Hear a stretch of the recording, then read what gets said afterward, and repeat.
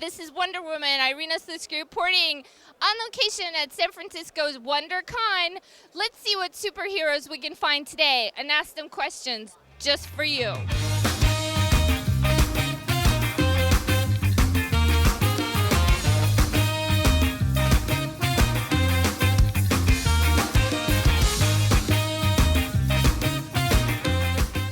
So how do we explain to our viewers who maybe don't understand comic book collectors? They say, oh, look at this waste of money for adult men, grown men like you, strong men who play football, Right. collect these craps.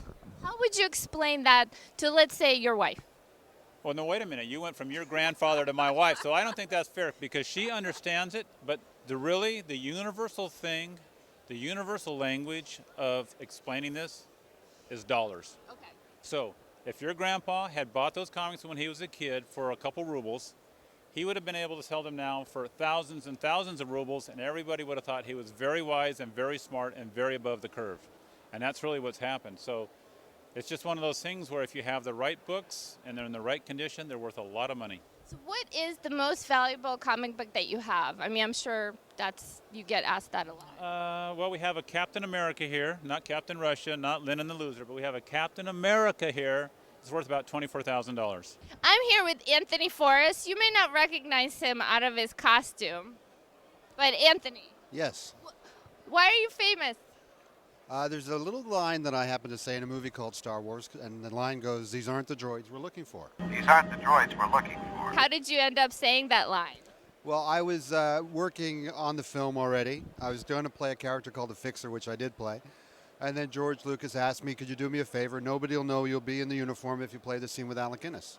And it became the famous Jedi mind trick scene.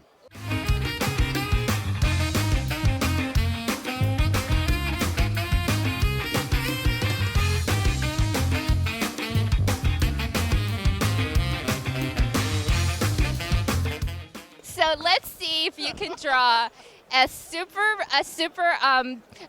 comic book character based on a reporter. All right.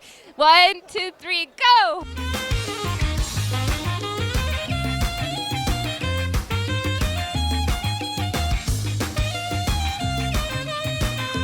So how do we know if that's the real you on Twitter? I find your lack of faith disturbing. I mean, I want to know if that's really you. Because somebody DM'd me from the Darth Vader account, and they asked me to, to meet them for coffee. Perhaps you think you're being treated unfairly. I would go. I mean, because you're hot. It is pointless to resist. But do you want to go out for coffee with me? Yes, my master.